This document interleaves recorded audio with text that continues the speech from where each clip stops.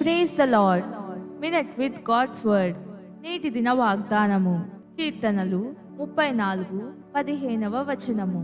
ఆయన చెవులు నీతిమంతుల మొరలకు ఒగ్గి ఉన్నవి. దేవుని అద్భుత సృష్టిలో నీ చెవులు కూడా ఒక భాగం. ధ్వనిని గ్రహించగలిగే గొప్ప చెవులను దేవుడు నీకు అనుగ్రహించాడు. మన చెవులతో దేవుడు ఏం చేయాలనుకుంటున్నాడు?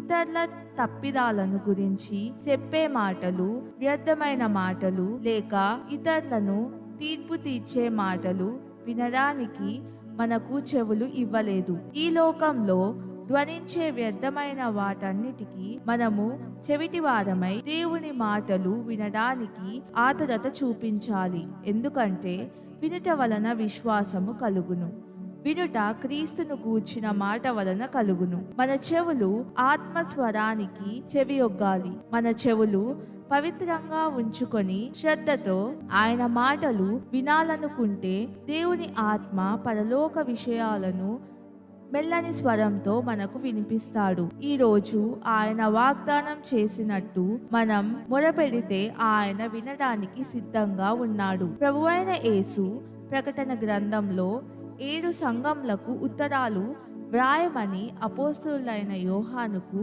చెప్పాడు. ప్రతి ఉత్తరానికి ఆఖర్లో సంఘములతో ఆత్మ చెప్పుచున్న మాట చెవిగలవాడు వినుగాక అని పదే పదే యేసు ప్రభువు చెప్పాడు. కాబట్టి పరిశుద్ధాత్ముని స్వరానికి, దేవుని మాటలు వినడానికి నీ చెవులు బాగుగా తెరువు. నీ 2 చెవులపై చేతులుంచుకొని ఇలా ప్రార్థించు. ప్రభువైన యేసు, అనవసరమైన వ్యర్థమైన మాటలు, విమర్శలు వింటూ నిన్ను బాధ పెట్టను. నీ ప్రశస్త రక్తంతో నా చెవులను కడిగి పరిశుద్ధపరచు. శ్రద్ధతో నీ మాటలు వినడానికి, పరిశుద్ధాత్మని స్వరము వినడానికి నాకు నూతన చెవులు అనుగ్రహించు. యేసయ్యా, నీకు వందనాలు. ప్రభువైన యేసు ప్రశస్తమైన నామంలో ప్రార్థిస్తున్నాను తండ్రి.